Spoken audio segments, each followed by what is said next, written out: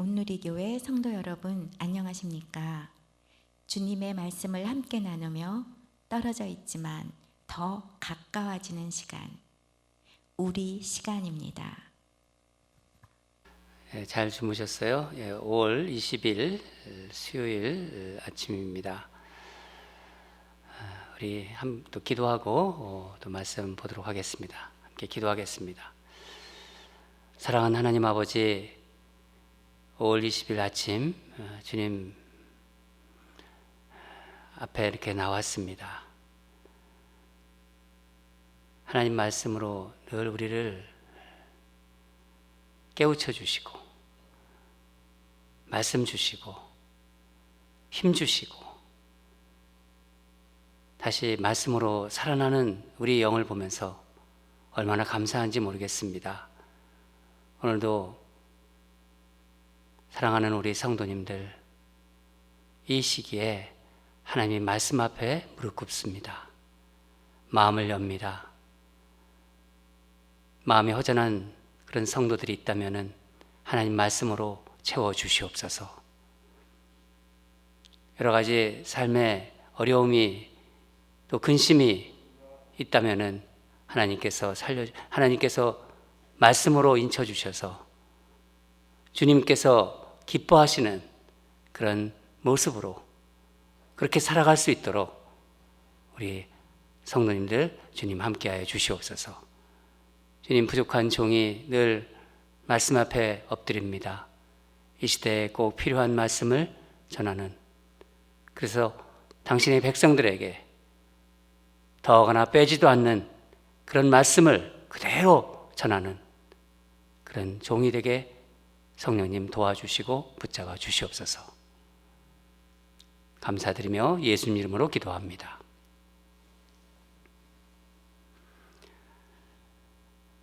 오늘 5월 20일 수요일자 생명의 삶 보도록 하겠습니다. 신명기 21장 1절에서 14절입니다. 다 찾으신 줄 알고 같이 읽도록 하겠습니다. 시작.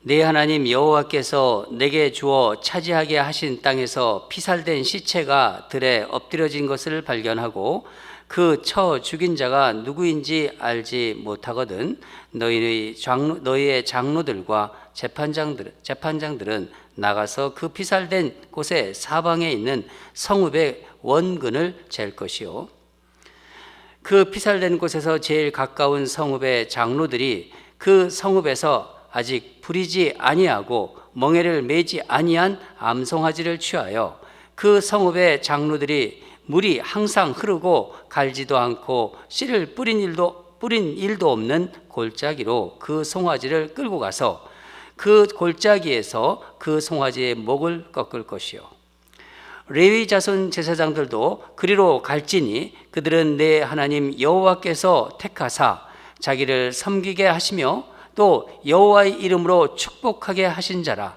모든 소송과 모든 투쟁이 그들의 말대로 판결될 것이니라. 그 피살된 곳에서 제일 가까운 성읍의 모든 장로들은 그 골짜기에서 목을 꺾은 암송아지 위에 손을 씻으며 말하기를 우리의 손이 이 피를 흘리지 아니하였고 우리의 눈이 이것을 보지 못하였나이다.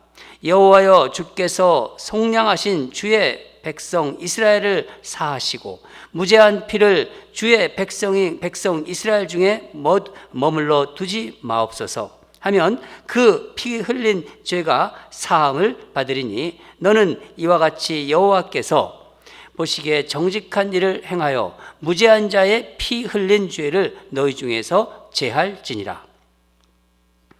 내가 나가서 적군과 싸울 때 내 하나님 여호와께서 그들을 내 손에 넘기심으로 내가 그들을 사로잡은 후에 내가 만일 그 포로 중에 아리따운 여자를 보고 그에게 연연하여 아내를 삼고자 하거든 그를 내 집으로 데려갈 것이요, 그는 그 머리를 밀고 손톱을 베고 또 포로의 의복을 벗고 내 집에서 살며 그 부모를 위하여 한 달 동안 애곡한 후에 내가 그에게로 들어가서 그의 남편이 되고 그는 내 아내가 될 것이요.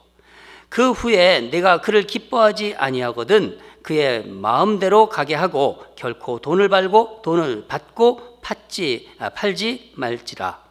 내가 그를 욕보였은즉 종으로 여기지 말지니라. 아멘.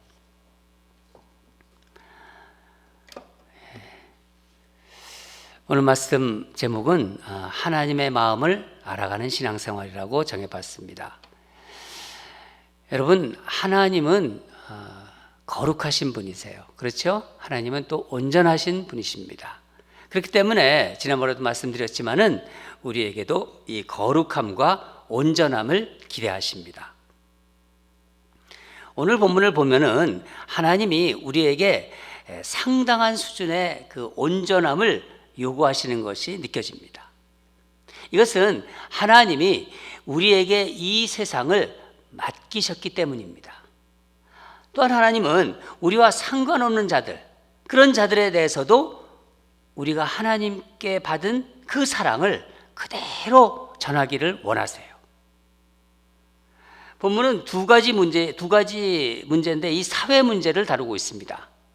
첫 번째 문제는 누가 죽였는지 알 수 없는 시체를 발견했을 때 그 시체에 대한 처리를 어떻게 해야 할지를 그 문제를 다루고 있는 거예요. 한마디로 보통 이럴 때 미제 살인 사건 그런 얘기하죠. 미제 살인 사건, 풀리지 않는 살인 사건에 대한 것을 어떻게 다룰 것인가 그런 문제입니다. 어떻게 처리하라고 하시는지 우리 한번 보겠습니다. 다 같이 2절과 3절 다시 한번 읽도록 하겠습니다. 2절과 3절입니다. 시작. 너희의 장로들과 재판장들은 나가서 그 피살된 곳의 사방에 있는 성읍의 원근을 잴 것이요 그 피살된 곳에서 제일 가까운 성읍의 장로들이 그 성읍에서 아직 부리지 아니하고 멍에를 매지 아니한 암송아지를 취하여 시신이 발견되는데 누가 죽였는지 모릅니다. 하나님은 뭐라고 하시냐면 하나님은 시신이 발견된 곳에서 제일 가까운 곳, 가장 가까운 곳에 사는 장로들이 나와서 이 억울한 사람을 위해서 제물을 준비하라는 것입니다. 그러니까 멍에를 메어보지 않은 암송아지 한 마리를 이제 물이 이제 흐르는 강으로 끌고 가서 이걸 죽이라. 그리고 무죄를 선언하는 것입니다. 그게 7절 말씀인데 말하기를 우리의 손이 이 피를 흘리지 아니하였고 우리의 눈이 이것을 보지도 못하였나이다. 무슨 말씀입니까? 우리는 이 사람 죽이지 않았습니다. 우리는 이 사람이 죽는 것을 보지 못했습니다. 이렇게 선언하라는 거예요. 이것은요, 자기 자신들은 이 사람의 죽음과 아무런 상관이 없다는 무죄 선언입니다. 9절을 보면은 뭐라고 또 하시면은 너는 이와 같이 여호와께서 보시기에 정직한 일을 행하여 무죄한 자의 피 흘린 죄를 너희 중에서 제할지니라. 무죄한 자의 피 흘린 죄를 너희 중에서 제할지니라. 이것은 무죄한 피, 깨끗한 피죠. 깨끗한 피의 죄를 이스라엘 백성 가운데 두지 말라달라는 거예요. 하나님은 모든 생명은 피가 있다고 말씀하셨습니다. 따라서 피를 흘리게 하는 것은요, 생명을 죽이는 일입니다. 그래서 하나님은 무죄한 피를 흘리는 것뿐 아니라 피를 먹는 것도 구약에서는 금지하셨잖아요. 창세기 4장 10절을 보면은 땅에 피를 흘리면은 그 피가 하나님께 호소한다고 그랬잖아요. 그렇죠? 호소한다. 장로들의 이 무죄 선언과 제사장들의 속죄를 통해서 무죄한 피가 제거되는 거예요. 여러분, 이 말씀은 하나님이 생명 존중 사상, 그러니까 생명을 끔찍하게 여기시는 하나님 마음에 여기에 담겨 있는 거예요. 억울하게 죽었어요. 이 억울한 죽음을 놓고 공동체가 한 마음으로 그 아픔을 달래주라는 것입니다. 그러니까 억울한 사람의 문제는요, 그 사람만의 문제가 아니라는 거예요. 개인의 문제가 아니라 공동체가 함께 짊어져야 될 것이라는 것입니다. 공동체가 억울한 죽음을 너희들이 책임져 줘라. 그런 하나님의 마음입니다. 하나님은 다른 사람들보다는요, 이것을요, 리더들에게 요구하셨어요. 말씀 보면요, 가까운 서금에 사는 장로들은 본인들과는 아무런 상관이 없잖아요. 그렇잖아요? 그런데도 이 살인의 책임을 져야 됐던 것입니다. 여러분, 우리 교회의 장로님들, 이 권사님들이 존경받아야 하는 이유는요, 그분들이 무엇보다도 수고하기 때문입니다. 교회에서 직분을 가지고 있다는 것은요, 그 사람이 헌신하는 사람이라는 거예요. 그걸 나타내는 것입니다. 그리고 책임지는 사람이고, 그리고 노력하는 사람이라는 것을 나타내고 있는 것입니다. 직분을 받은 사람은요, 그것을 알아야 되는 거예요. 또 직분이 자리에 있는 사람은 그런 수고를 기꺼이 감당하는 사람입니다. 만약에 이런 생각이 아니라 뭔가를 내가 직분을, 장로나 권사나 뭐 어떤 그 안수집사나 뭐 이런 어떤 직분을 누리려는 사람은요, 번지수를 잘못 찾은 거예요. 여기 교회는 그런 곳이 아닙니다. 교회 밖에서 자신이 원하는 자리를 찾아야 되는 거예요. 여러분, 가까운 이웃에 일어나는 일은요, 내게 그것이 일어난 일이 아니라고 상관없는 일이 아니라는 거잖아요. 주님의 마음이 바로 그런 마음입니다. 우리 선한 사마리아 그 이야기를 잘 알고 있지 않습니까? 여리고로 내려가던 사마리아인도 자신과 아무런 관련이 없는 사람이에요. 그런 사람을 돌보았고, 우리는 그래서 사마리아인 하지 않고 선한 사마리아인 그렇게 부르고 있지 않습니까? 우리가 하나님으로부터 은혜를 받았어요. 구원받은 은혜는요, 다른 사람을 향하여 흘러가야 되는 거예요. 이것이 하나님의 마음입니다. 두 번째 문제는 이 포로된 사람들, 그러니까 포로된 여인과 결혼하는 문제를 하나님 말씀하고 계세요. 전쟁을 하면은 승자가 있고 패자가 있습니다. 그렇죠? 가나안 땅 밖에서 이제 사는 민족과 전쟁했을 경우에, 어제 말씀드렸죠? 그저께인가? 어제 말씀드렸는데, 남자들은 죽이고 여자와 아이들은 포로로 잡아올 수 있다고, 전리품으로 취할 수 있다고 말씀드렸습니다. 그런데 이 포로된 여인 중에서 마음에 드는 여인이 있는 거예요.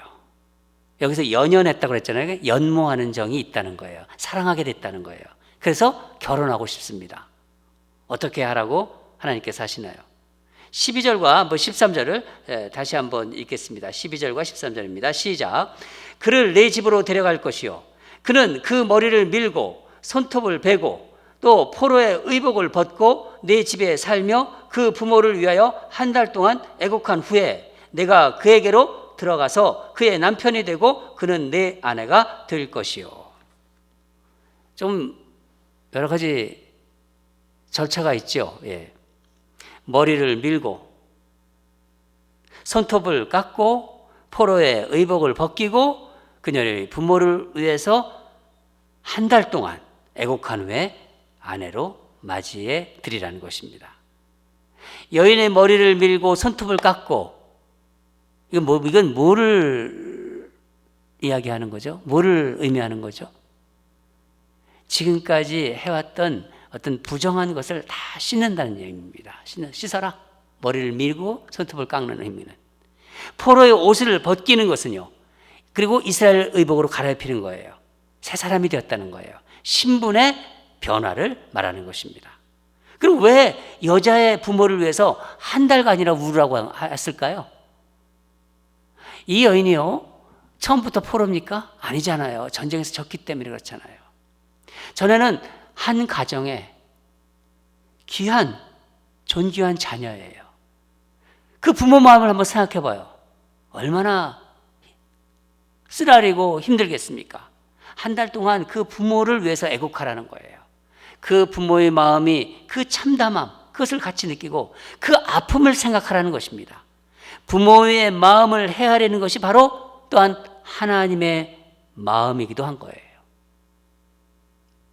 그런데 여인과 또 살다가 여기서 보면 기뻐하지 않는다 이런 말이 나오죠. 기뻐하지 아니하거든 뭐예요? 싫어하게 되면은 어떻게 하라는 건가요?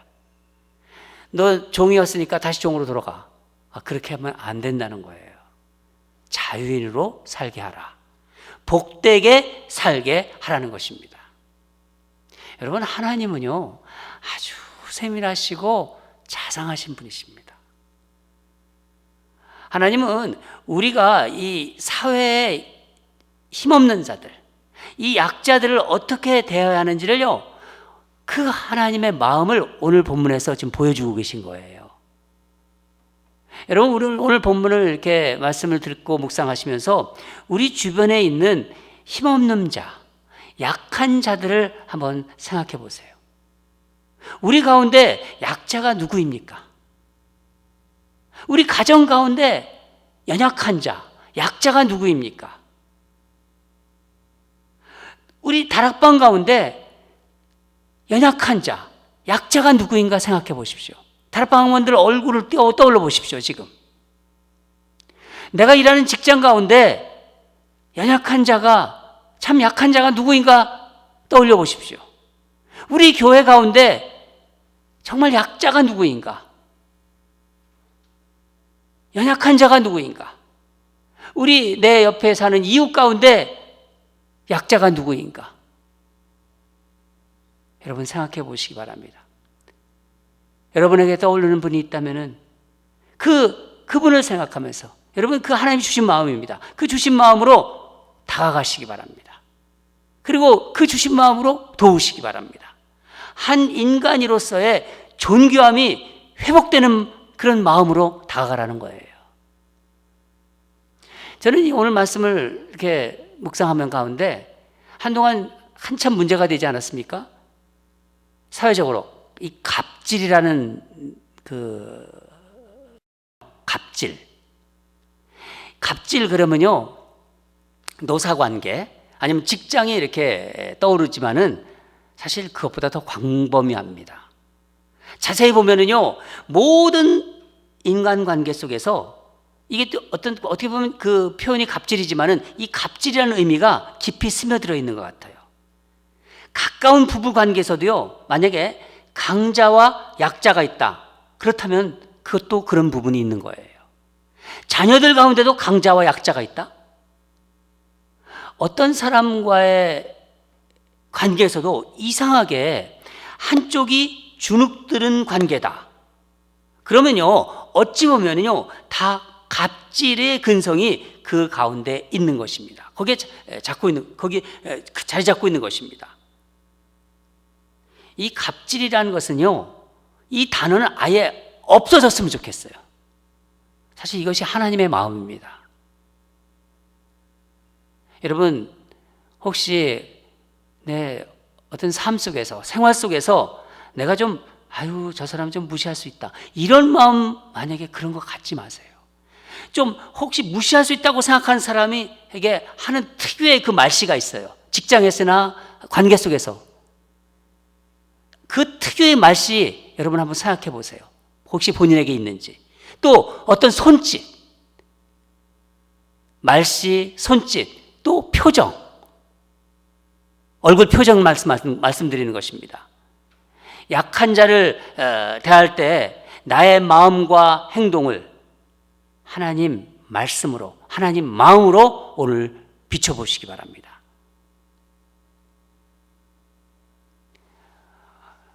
오늘 하나님이 주시는 마음이 바로 그 마음입니다. 오늘도 우리 하나님 말씀 주셨어요. 하나님 마음을 알게 해주셨어요. 하나님의 마음으로 오늘도 살아가기를 바라고, 또 그런 복된 성도들이 되시기를 주님 이름으로 축원합니다. 다 같이 기도하겠습니다. 사랑하는 하나님 아버지, 우리 하나님은 참 세밀하시고 자상하신 분이십니다. 인간의 생명을 극진하게 생각해서 억울하게 죽은 자들의 그 상황을 교회의 공동체가 책임지도록 하였습니다. 이 사회의 공동체가 책임지도록 하게 하셨습니다. 하나님 아버지, 또한 약자들의 모든 과정을, 그 삶의 모습을 보면서 하나님께서 세밀하게 하나하나 규범으로 정리해 주시고, 억울한 자가 없거나 억울한 자가 없고, 행여나 그 마음속에 정말 갑질로 인해서 그 상처받은 자들, 그런 자들도 하나님께서 다 하나님의 자녀로 다시 세워주시고 위로해 주시고, 그런 자들이 없게끔 장치를 마련해 주신 그 하나님의 말씀을 들으면서 오늘도 하나님의 마음이 우리 가슴에 스며듭니다. 우리 마음에 스며듭니다. 우리 사랑하는 성도들, 매일매일 하나님 말씀을 먹으면서 그 말씀으로 영육관이 강건해지도록 하나님이 역사해 주시고, 교회가 이제 오픈되어서 보게 되면은 정말 그 성숙한 모습들이 하나님의 말씀으로 그 다져진 그 마음과 심성과 행동들이 우리 교회에 그대로 나타나서 사람들에게 아름답게 교회의 담장을 넘어 퍼져갈 수 있도록 역사하여 주시옵소서. 오늘도 하나님 주신 마음으로 그렇게 살아가는 귀한 성도들로 인도하여 주시옵소서. 축복하오며 예수님 이름으로 기도합니다.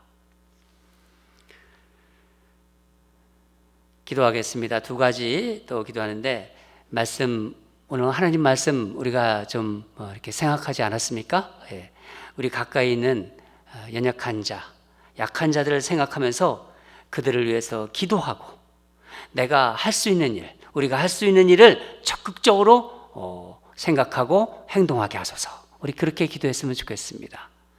지금 어려운 시기에 참 힘든 과정을 겪고 있는 분들이 있습니다. 우리가 관심을 쓰면은 하나님이 생각하게 해주시고 보게 해주실 것입니다. 우리 신앙생활이 하나님의 마음을 점점 알아가게 하소서. 우리 이런 기도 제목으로 첫 번째 기도 제목으로 올려드리고요. 두 번째는 오늘 가정의 달 5월 20일 주제가 소통입니다. 막히지 않고 흘러가고, 저는 우리 교회의 모든 모습들이 소통되기를 원해요. 다 투명하게 공개되고 모든 것이 성도들과 같이 나누고 마음을 열어서 소통하고 서로 경청하는 그런 공동체가 되게 하소서. 그런 가정이 되게 하소서. 그런 직장이 되게 하소서. 우리 다 같이 합심으로 이 두 가지 기도하겠습니다.